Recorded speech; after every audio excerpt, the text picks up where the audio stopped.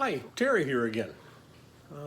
I just spent 2 hours, as is my practice right now, 2 hours of, I think of it as setting the tone for the day or centering as much as I can my life for the day.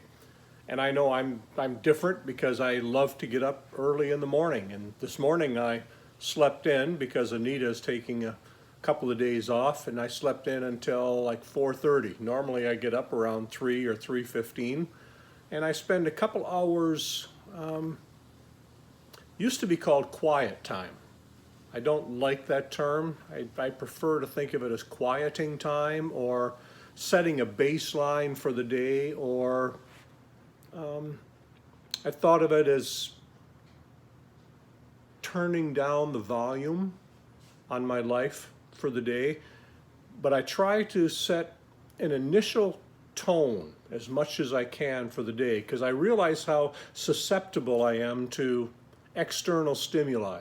For example, if I read when I read the newspapers, which I do, I read like 3 or 4 different newspapers and watch a couple of TV news channels through the day, try to stay connected to what's going on through different perspectives. I realize how easy it is for me to wind up, especially nearing the election coming up. And that rhetoric, that strong rhetoric that I hear coming out of Washington of seems angry or contentious. And I realize how easy that is to permeate my heart, or I think of it as recentering my life toward that kind of anxiety, that kind of anger, that kind of fear. So in the morning, I try to at least start the day very, very intentionally at a calmer place. I read some of the mystics. I do some journaling. I sit quietly, just trying to turn this internal dialogue that's going on, tone that down, simplify it, rest it.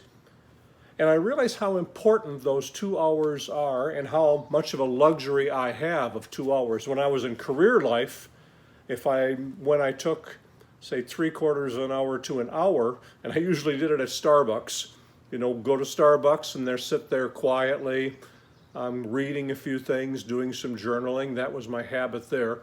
First drive up in Southern California, get on the freeway as early as I could to avoid as much traffic as possible, get to the Starbucks that was close to my work space, and spend 3/4 of an hour to an hour there calming myself before I went into work, especially leading a team, trying to keep my team non-anxious as well. So I've done this for like 25, 30 years intentionally every morning.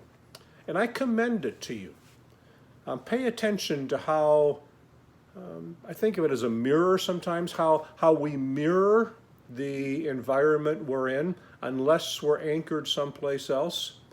And maybe throughout the day, I always try to take a lunch, even if things were very busy during career life. And Anita and I here, when I'm recording something or Anita's at work remotely, try to take a half an hour or an hour to reorient toward a calmer, quieter place.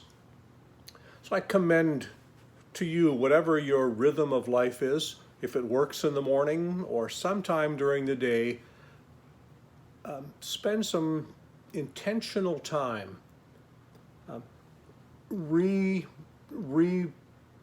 adjusting, let's say adjusting the volume in your life, to calm that attitude, to calm your heart, that you can carry a center with you that is quieter, that is more at peace, more filled with faith, more compassionate.